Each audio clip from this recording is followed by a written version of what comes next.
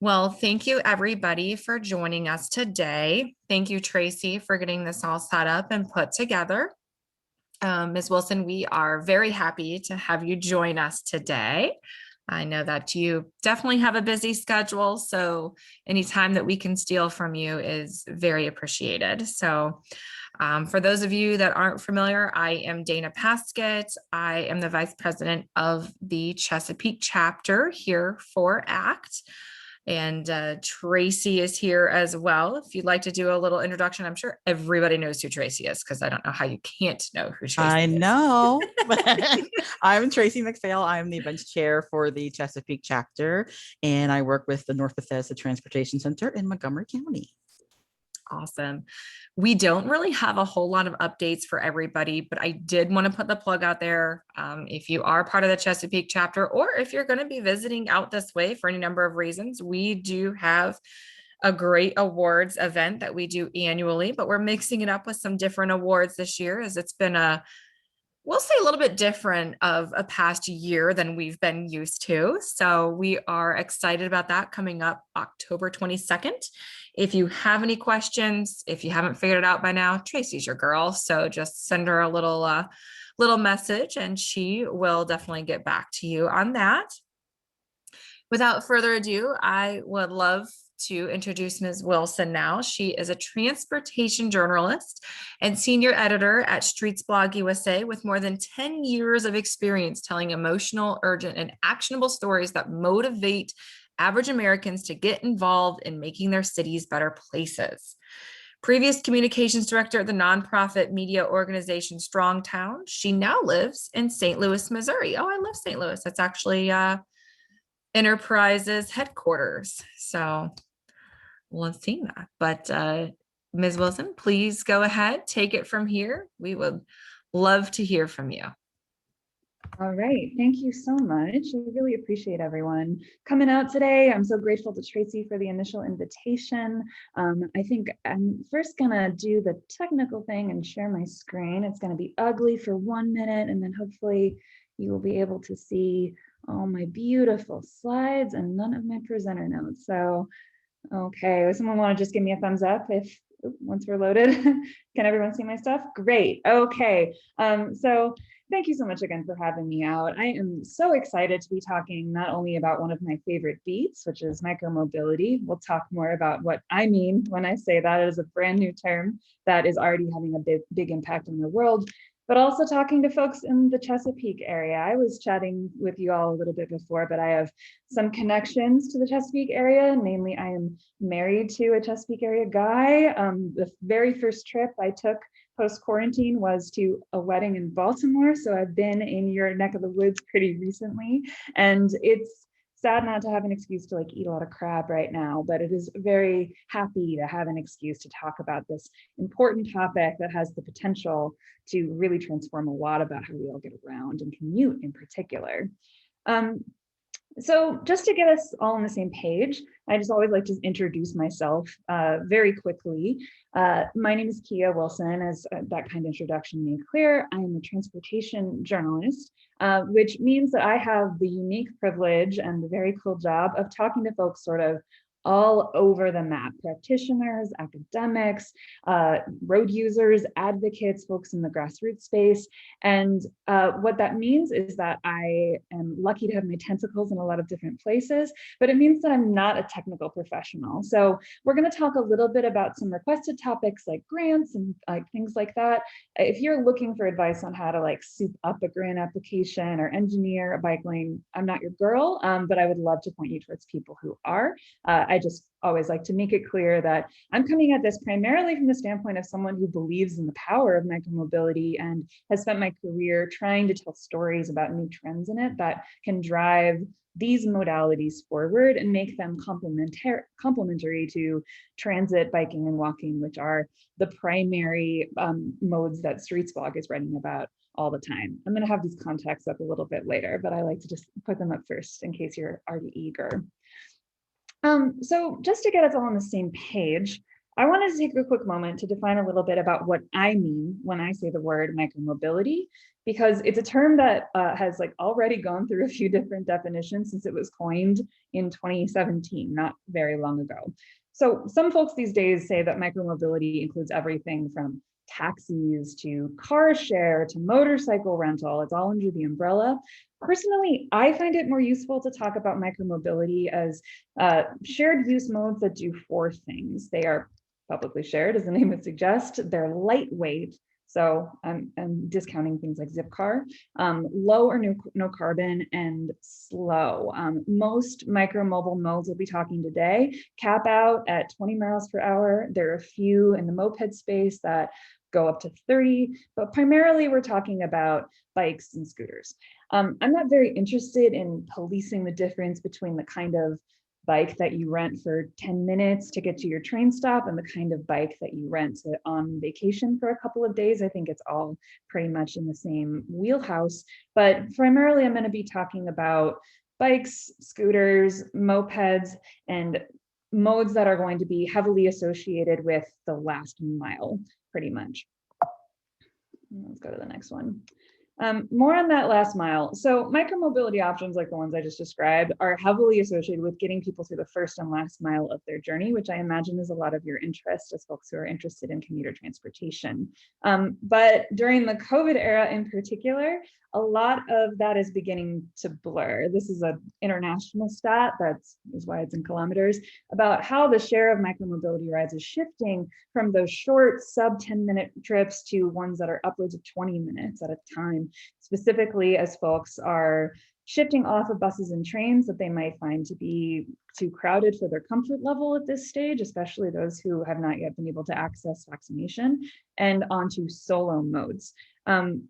The thing though is that the use cases that we saw before the pandemic haven't gone away, right? We still have use cases where micromobility is complementing transit. We have use cases where micromobility is generating a whole new trip where no trip was existing before. And recreational rides are definitely a part. I'm confident that you have read about this in various think pieces, but depending on how we engineer our landscapes and our subsidies, more about that stuff later, all of these use cases are going to shift and change over time. But before we get to talking about the future of micromobility, I wanted to go back and talk a lot about the history, because I think it's important to foregrounding where we are going to go next. So of course, small format micromobility vehicles have been around since the invention of the bicycle. Some might even consider like the horse cart a micromobile vehicle, and that was back in 1817. But electric vehicles that look a whole lot like modern day e-scooters were developed roughly in tandem with the automobile. However, most people say that the concept of shared micromobility, at least as I'm defining it today, started in 1965 with the advent of what is on my screen here, Amsterdam's white bike program. That's what that Dutch word I cannot pronounce translates to. White bikes were pretty simple in their concept. Basically, a group of Dutch activists collected some of the many abandoned bicycles off the streets of the Dutch capital. They souped them up, they painted them white, they put a little tag on them that said, please return this to the public right of way when you're done riding it, and they just unleashed them on the streets.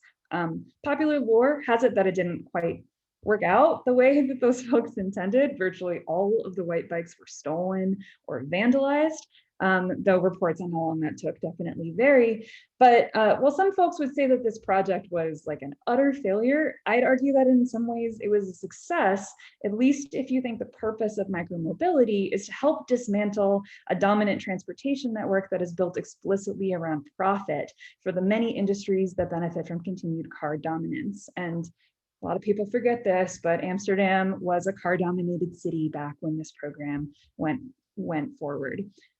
Even if only by very small degrees, a couple of bikes at a time. That vision was certainly shared by the first US bike share program, which again was non-monetary, Portland's yellow bike program. You can see where the homage comes in. Largely regarded as I said, the first bike share program in the United States, They specifically saw this program as an anti-capitalist initiative meant to build free collective mobility options for all Portlanders without any means testing or government involvement. Again, all these bikes stolen, vandalized, not very well maintained, and whether you view that as a failure is up to you. And then there's way less research on this, but I always like to give a quick shout out to the many undocumented campus bike share programs that have existed throughout the country for years. One of them I can think of off the top of my head is in the Chesapeake region. It is at St. John's College in Annapolis. I helped start it, no surprise. So I always just like to shout that one out quickly. It did last for about 7 years, which is not too shabby for a program with no dedicated funding. I mentioned these early milestones in the history of micromobility only because I think it's an important model to keep in mind as we look to the future of an industry that is a lot less punk rock today, decidedly more associated with venture capital and private-public partnerships, which has major benefits that I personally support and also trade-offs that we need to talk about. But micromobility, for all that it has since become, absolutely has its roots in socialism, in feminism, and in proto-mobility justice movements, right? And that's at least to some degree a part of its identity to this day. So in addition to the illustrious St. John's College bike share program, another one of the Chesapeake region's major claims to micromobility fame is, of course, the home of the first major public docked bike share program in the United States, Capital Bike Share in DC. I do like to mention that Tulsa, Oklahoma actually had one first, just because I'm from the Midwest and I'm a little petty about it sometimes, but it was a smaller program and certainly didn't get as much press. Famously, Capital Bike Share actually briefly had a predecessor called Smart Bike DC, which also signaled the birth of the first major public-private partnership in the micromobility space in the US.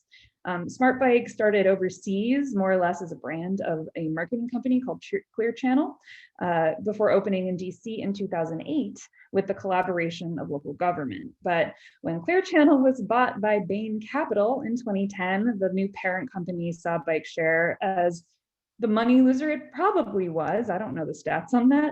And they kind of put the brakes on the partnership just as Gabe Klein was coming into DDOT and was trying to accelerate it. Full disclosure, Gabe Klein is on the board of Streetsblog, so I'm a fan. This basically forced folks like Gabe to, who wanted to maintain and expand micromobility's presence in the city, to end the partnership and launch a new bike share program with a collaboration with other regional governments that we now know as Capital Bike Share. Unlike Smart Bike, it was fully owned by the region and operated via a contract with a private provider, I think they were called Alta, which was serviced, more on this later, with W-2 employees, not gig workers, with some significant workplace protections. This style of public-private model would more or less become the gold standard for bike share for the next decade. And that template was followed somewhat closely, at least, by the creation of New York City Bike Program, which is today the largest micromobility operation in the country that's city specific. Though City Bike added the ingredient of offsetting those operating expenses with national corporate sponsorship, which I know has been a topic of hot debate in DC around Capital Bike Share. So already we're starting to see a lot of money creeping in. Another way that money started creeping in was that even way back then, Silicon Valley was already angling to disrupt this brand new mobility industry. 2012 saw the birth of Scoot Networks, a very small predecessor to Revel, which y'all might recognize, they're blue.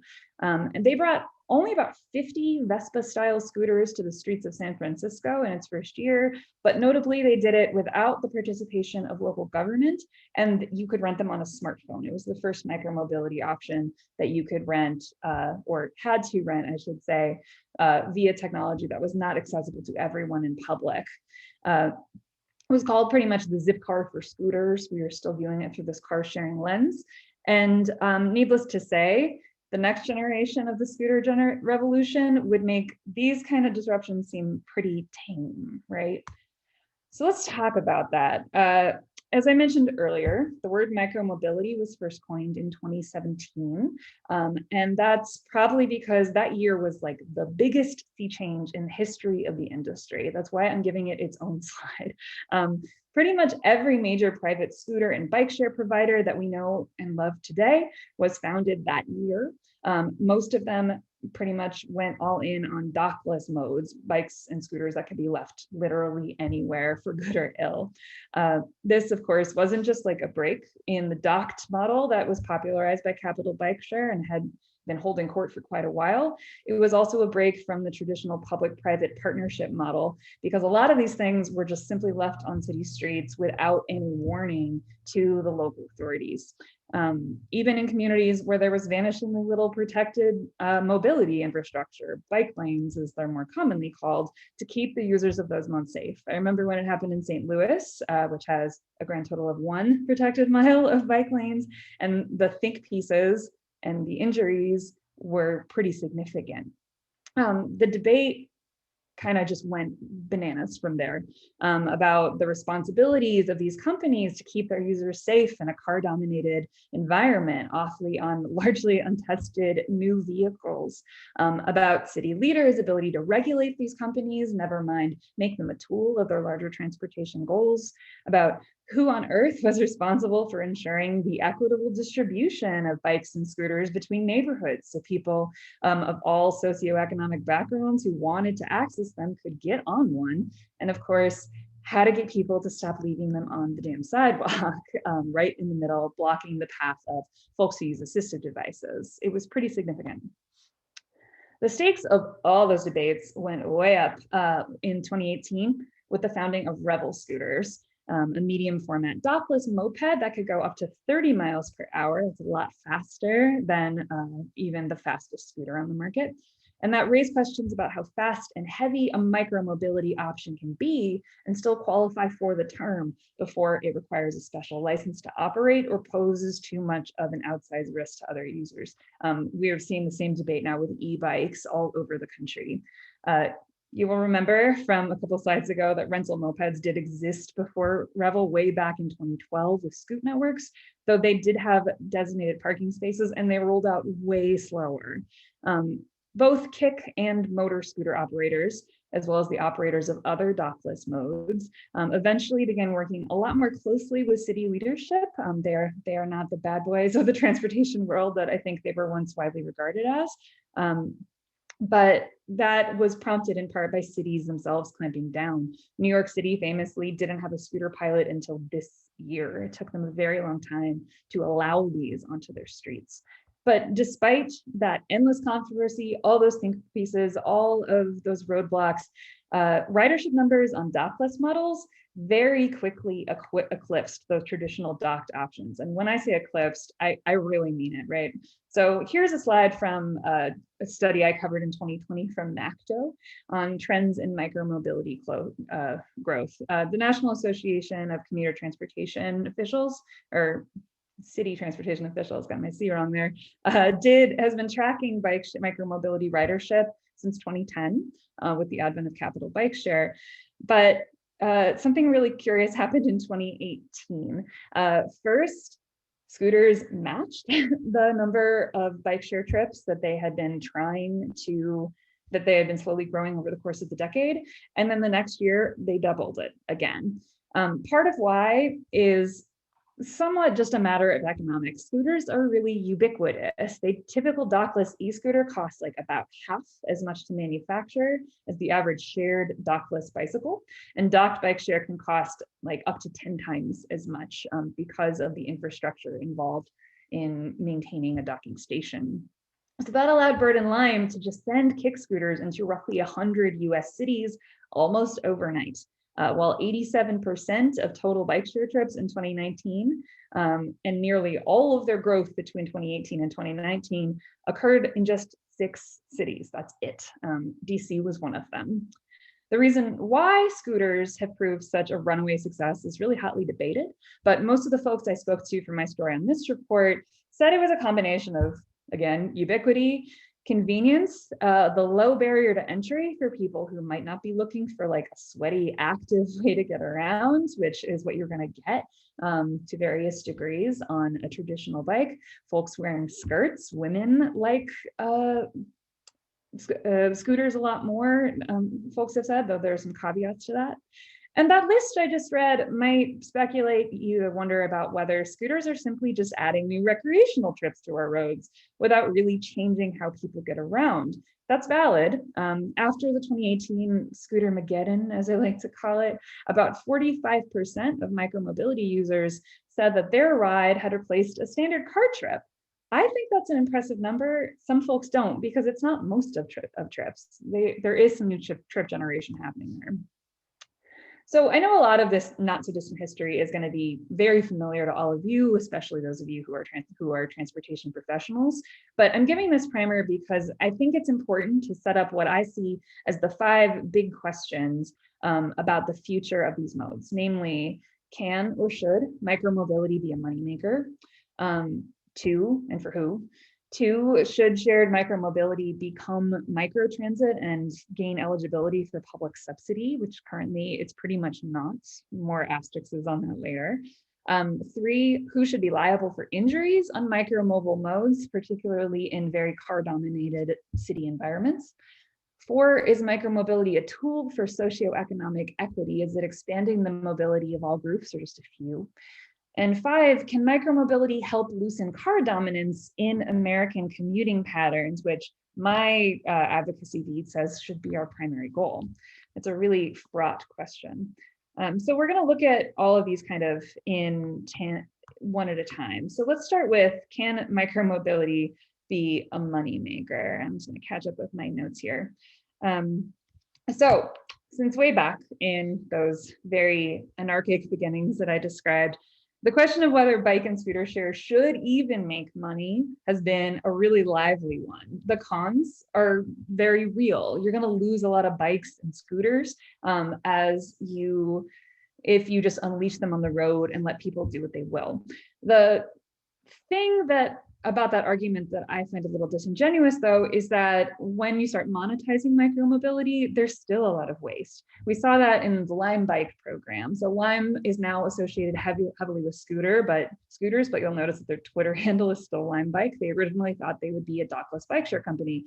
Almost all of those bikes were scrapped and were left in landfills like these.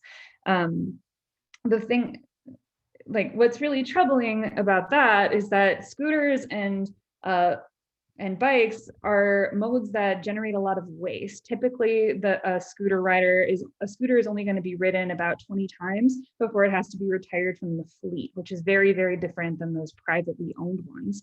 On a per mile cost, the economics of it are much, much higher, when it comes to personal cars. Let's see, where am I here? And in addition to the high cost of fleet turnovers, there's also just the incontrovertible fact that micromobility's options are just like not a bargain when you factor in all the ways that we subsidize private car ownership.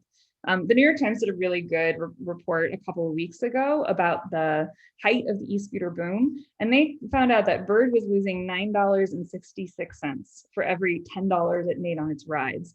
A proposition which they liken to a deli that charges $10 for a sandwich whose ingredients cost $19.66. Bird, to its credit, in the last 2 quarters has become profitable, but they did that by raising prices, which raises major equity concerns. In addition to increasing the lifespan of these scooters, making them more durable, and the simple fact that they've aged past their startup phase and their startup costs. But they still are only netting about $1.43 in profit for every $10 ride, which is not necessarily a recipe for long-term stability. They are still very much a venture-backed company, even as they approach IPO. All of that economics is underscored by the fact that gig economy workers are the backbone of a lot of these scooter companies in particular, and some of the bike share companies as well, especially the dockless ones. That business model could be disrupted if states and localities implement better protections to give all those 1099 workers access to benefits and financial stability. One trend that I find really interesting is there's a move towards more of a like fleet manager gig economy model, where you'll have one guy like this who is servicing as many as 100 scooters in a single day, and he's paid roughly the equivalent of a full-time salary. Folks average about $75,000 a year as fleet managers for Scooter and Lime. But the costs are high because, again, they're 1099 employees. They're responsible for covering their own healthcare and other benefits. And they also have the costs, the debt burden of usually not a giant cargo bike like this. Usually they're renting a van, they're renting a warehouse, and they might have to hire actual subsidiary employees and pay them out of their salary. So there's pros and cons to the fleet manager model. So moving on to our second question, if your answer to the question of should micromobility make money is no, you might have a hearty yes for this question, which is whether micromobility should simply be brought under the purview of transit agencies, where these modes can receive better public subsidy and more close public oversight. Some cities are already doing this, none in the Chesapeake area that I know of. Los Angeles, Kansas City, Las Vegas, and Austin are just a few. And it does make a lot of sense to a lot of people. Transit agencies are inarguably more effective when they can actively address the path their riders take to access the bus or the train stop on those first and last mile problems. And a surprising number of bike and scooter share trips do end at a transit station. I think it's like 35%, which is pretty high. Giving transit agencies a say in docking station location or the distribution of dockless vehicles within proximity to transit stops, not to mention like selling fares and bike share fees under the same mobility as a service app, could make a whole lot of sense. And agency employees certainly have a lot more experience servicing individual vehicles than your average bird catcher or lime juicer. But there are very valid reasons that not every transit agency itself is champing at the bit to rebrand micromobility as microtransit, right? It mostly comes down to money. So no matter how you cut it, solo active transportation modes just cost more money to implement, as this slide shows, than shared ones. Though to be 100% clear, both of them cost significantly less than maintaining lane miles for drivers and all of the other infrastructure that we use to subsidize private automobile ownership. And a lot of underfunded agencies just don't have their slack in the budget to do that, especially if those gig workers become salaried employees with union protections. There's a narrative going around in my field right now, no shade on any of my fellow transportation journalists, that like the COVID-19 era has disrupted some of that cost benefit analysis because everyone's getting off the bus and they're getting on the scooter and they're taking their scooters to work. And as we talked about earlier, to some degree that is true. However, only with the exception of a tiny handful of cities, like Vegas is one of them, bike share and scooter share ridership has actually been down sharply all for the last year. And gains in revenue in the last couple of quarters have come instead from shifts to the business strategy of micromobility companies rather than new trip generation. Shifts that, again, are probably not portable to transit agencies whose business model is just fundamentally different. Critically, those micromobility trips that did remain were not always complementary to transit. And there's been even cannibalization between different micromobile modes. There was a good study in 2020 of DC area scooter usage that found that more than 90% of e-scooter trips taken during the early days of the lockdown could have been made by either Metro Transit or Capital Bike Share. We were just shifting them over to a private company that was not returning revenues to the city. The author of that particular paper saw that as evidence that cities need to perhaps bring more new micromobility options under the transit agency's purview, or at least regulate scooter companies more heavily to ensure that scooters are concentrated in areas that aren't well served by existing shared modes. Others would say that that would cripple an already fragile business model of these scooters and probably spell the death knell for micromobile modes themselves. It's a hard debate. Of course, all of those profitability concerns would change if scooters and other micromobility options were recognized as a public good and made eligible for public subsidy.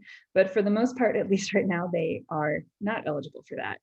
With the exception of money secured through a handful of discretionary grants that are usually tied to larger capital projects. The big one is RAISE, formerly known as Tiger.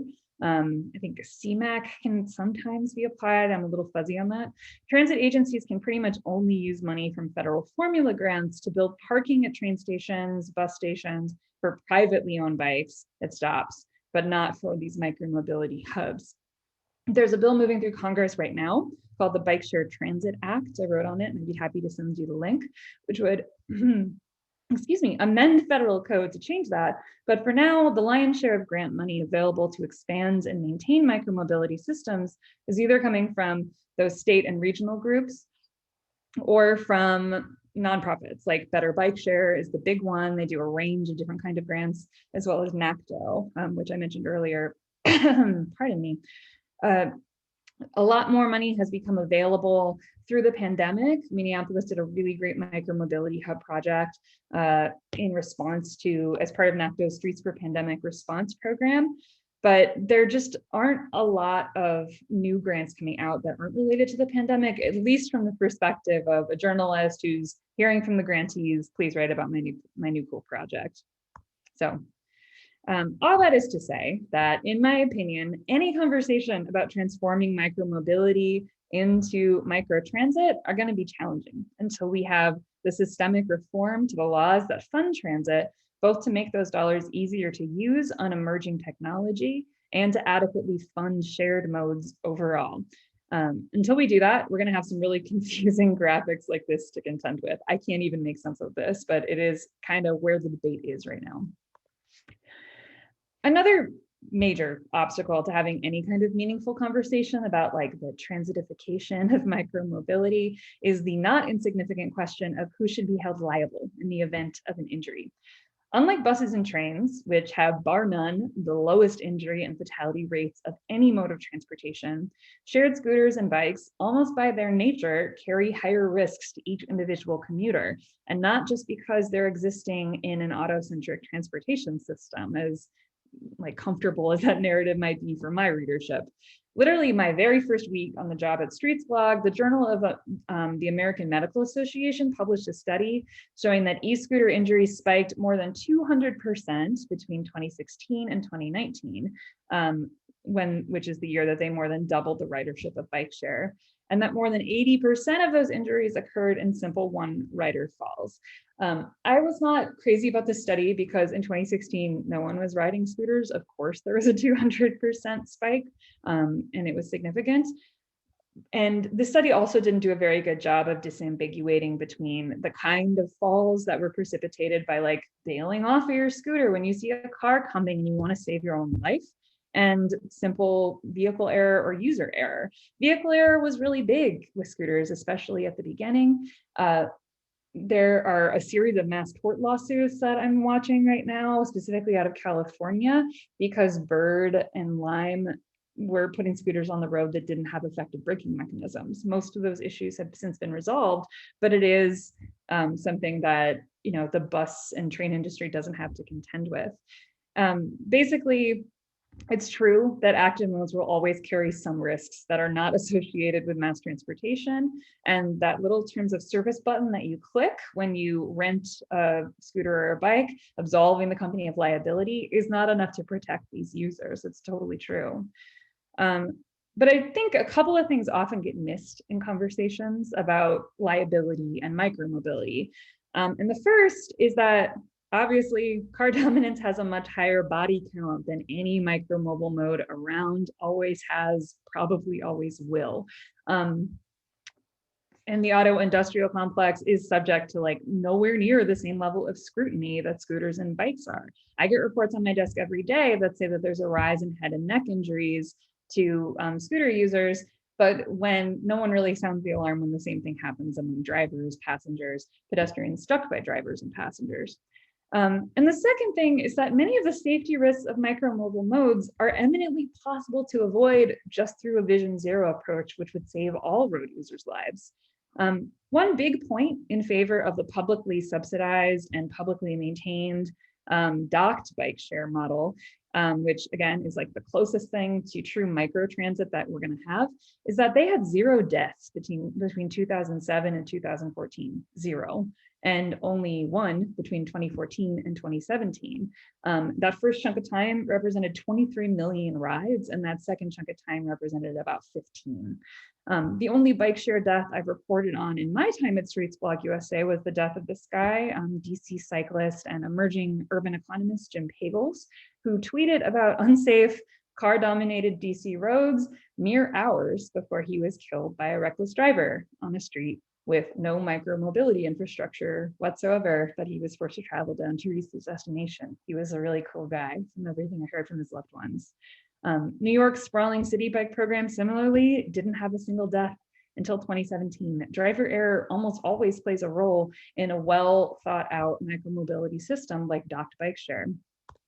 I haven't seen a really good study on this yet. Please point me to one if you have one, but it's my suspicion that docked bike share has proven so much safer for the simple reason that station placement happens in tandem with broader improvements to the built environment, like bike lanes, right? I love the design of this particular like station bike lane combo. It's a bike lane protected by bike share. I think that's very cool.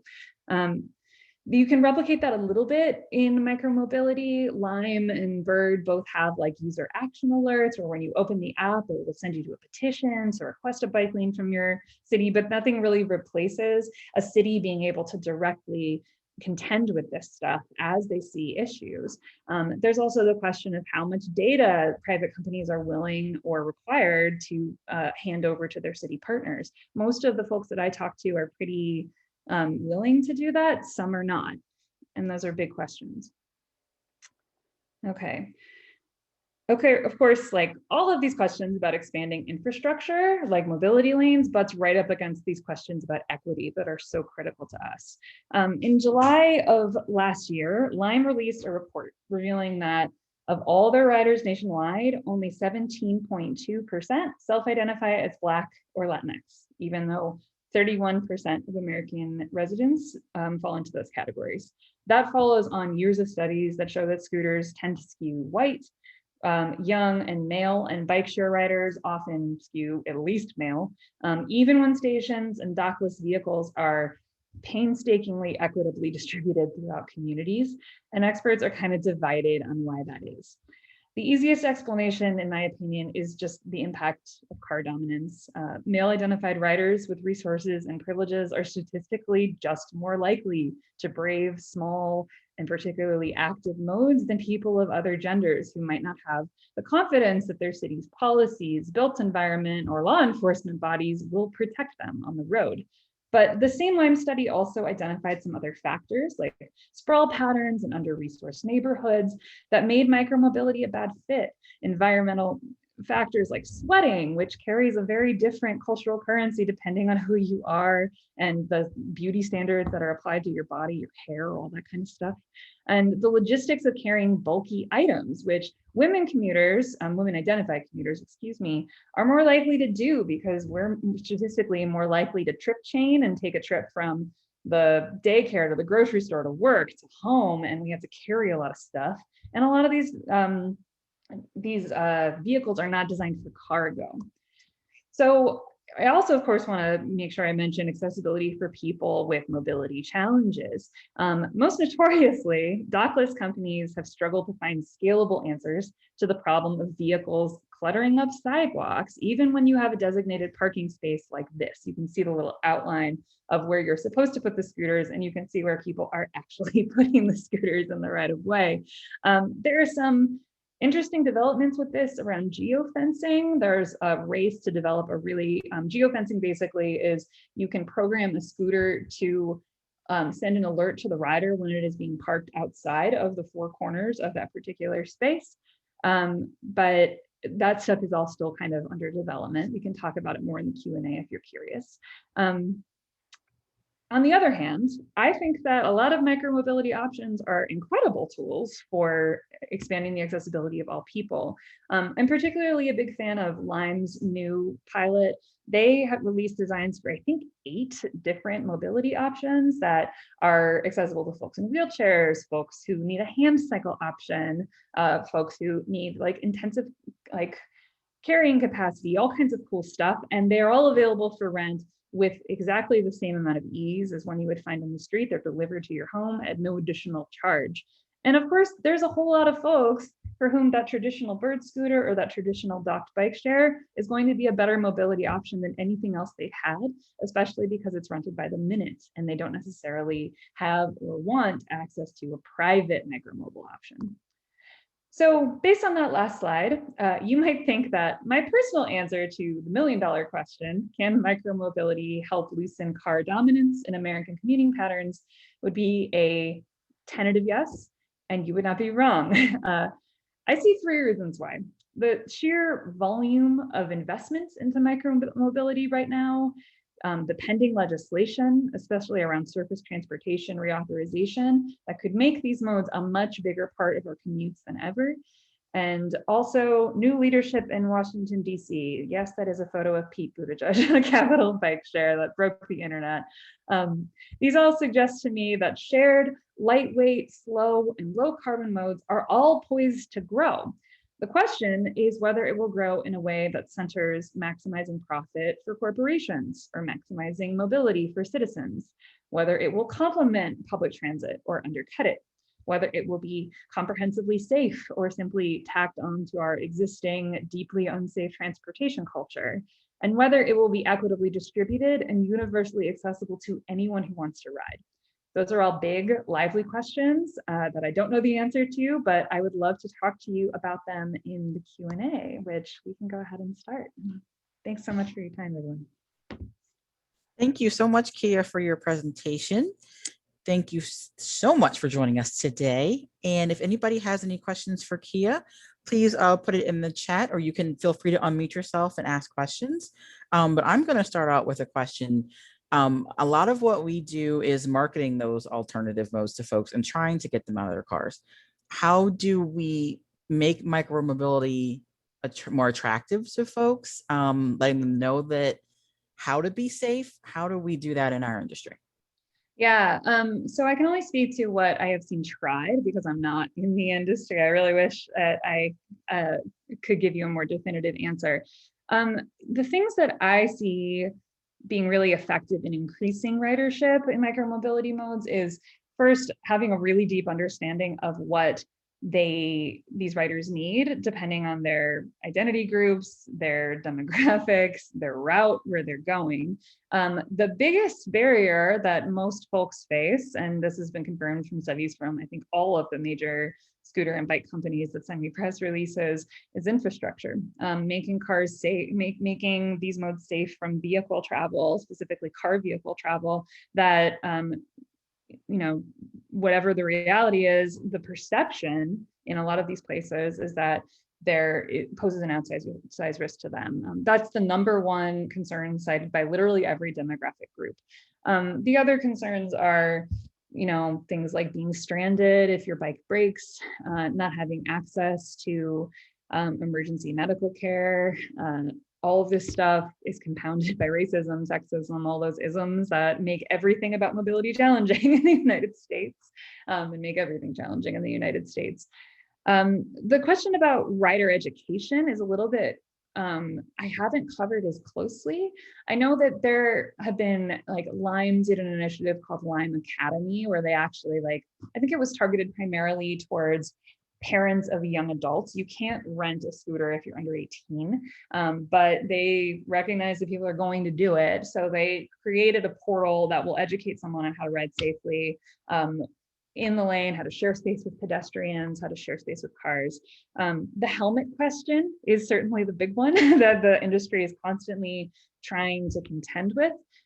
Specifically on those docked modes where there is no helmet option. Revel scooters come with a helmet in that little black plastic case that you probably saw on the slide a little bit, but I don't know. I'm not a supporter of helmet laws, generally speaking. I'm a supporter of voluntary helmet use because I know helmets are very important, but it is something that is used as a pretext for police harassment, specifically of people of color, and also can present a barrier to just trying these modes for the very first time. You don't want to invest into a helmet until you've tried it. So the user safety question is something that is really important. However, I do want to keep underscoring that a scooter is safer than driving. It's a bike is safer than driving by a lot of metrics. Roadway fatality per mile rates are highest for these micromobile modes, and we need to take that really, really seriously. So that's a messy and multifaceted answer to your question. But the big thing is, if you want to get people riding these modes, make streets better at the end of the day. Well, are there any cities that are getting there or that have plans that, to make infrastructure better that you think are good examples? Yeah, I mean, the gold standard is always New York City. They're the city that, per capita per dollar has invested the most into mobility lanes, specifically buffered and protected, delineated from traffic mobility lanes. They also have been one of the fastest to embrace bike share and the slowest to embrace scooters, which I find to be an interesting dichotomy. Yeah, lots of cities are doing it, but it's always this push and pull battle of how do you sell the need for, it's this chicken and egg problem of how do you sell the need for infrastructure to get people riding when no one is currently riding because there is no infrastructure. I think it's critical to make that investment no matter what. There are probably more people riding than you think. Micromobility counting, micromobilities, when it's shared and rented, is one thing that is interesting about it to me, and particularly valuable about it, is that it provides counts on how many people are riding around at any given time in a way that is much harder to get at for private micromobile commuting, especially in cities that have not invested the not insignificant amount into bike counters, into pedestrian counters, and are still doing it manually by hand once a year, like in my city. So yeah, lots of cities are doing this, and I think everyone should be doing it more. That's why I have a job, is because they're not, and I'm trying to get them to. Well, one other question I have for you, there's a new service actually here in DC area that I think maybe just started last week. I think it's called Ongai, where basically I don't know if you've heard of it, but basically the folks, it's Yeah. like your own personal scooter. What effect do you think that's going to have on shared scooters? Yeah, so I wrote an article on Unagi when they launched in New York. I think that scooters, there's a good case for the private long-term scooter rental. The way Unagi works is I think you pay something like $50 a month, and it's your scooter. You don't have that anxiety that a lot of folks have of being stranded, where they scoot to work, they come out of work, there's no scooter for 30 blocks, and they need a way to get to the train. That's really the gap that it's filling, is folks with range anxiety or with availability anxiety. And I think it's really critical.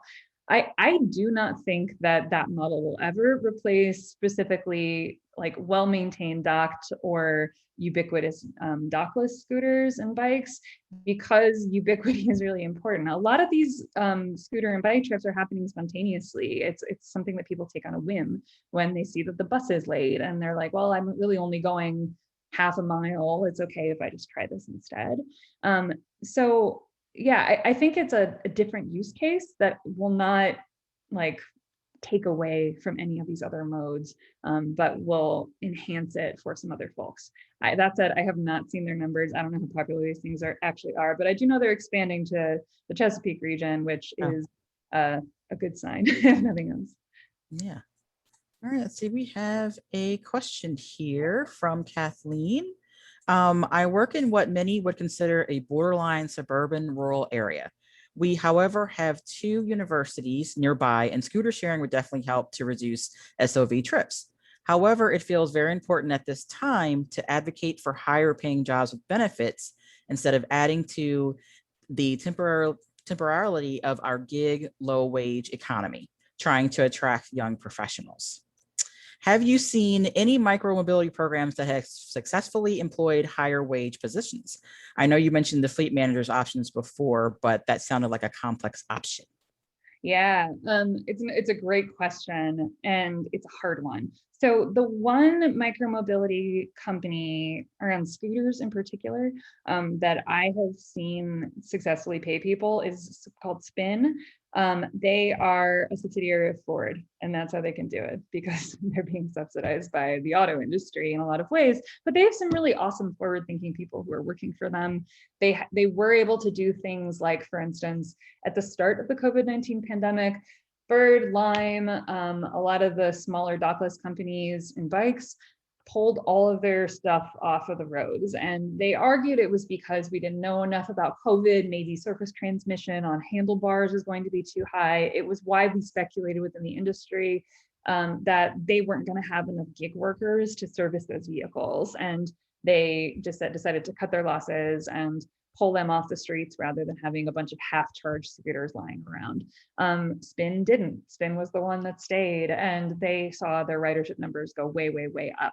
So there are companies that do it. I think the challenge, and again, I mean, I'd probably being a lot harsher on gig economy work than some folks would like. To be fair, there is a subset of society that does want to have a flexible side hustle option, and Bird and Lime in particular are selling themselves as that. But it is a challenging thing just because the business model of micromobility is so fragile right now and so highly subsidized by venture, at least until very recently. So looking to spin, I would say, but also, to draw on my own college experience, like look into having a work study program devoted to this, and the thing that made the bike share program that I started like kind of challenging to start was the college wouldn't invest a $10 an hour at the time student employee to service the bikes. And there were people that wanted that job very badly. And I think that there are innovative business models. MIT, I couldn't find a picture of it for this particular presentation, but they had a completely student-run bike co-op that was very resilient for a really long time. So there are ways around it. It's just a matter of how can you fold it into a larger mobility portfolio, I would say. I'm not saying you have to go buy Ford, but I'm saying that if there's a way that you can annex it to other modes, that probably would make it more sustainable. Great. Let's see. I think John O'Keefe says Richmond recently had a new scooter company called, what is it? Hellbutts? I don't know that Come one. into the area with a small geo-fenced area. John, do you want to take yourself off of mute and tell us how that worked? Yeah, no problem. Thanks, Tracy. Yeah, it's called Hellbiz, and it's a new company. Just like many other areas, we have Lime and Bird and everything, but I guess this was a company that has a contract through VDOT and the city of Richmond to kind of help with the first mile, last mile portions of trips. But it is geo-fenced, and it doesn't even cover the entire city of Richmond. It's kind of just a small downtown. So if you were to go, outside of that, then the unit would cut off. It's an interesting concept, kind of, I think, to what you were talking about, Kea, with some of that. But I think that they probably need to expand the geo-fence to help with that first mile, last mile, and especially with our Pulse and BRT system here in Richmond. And that was something that we had talked with them about as well. Right.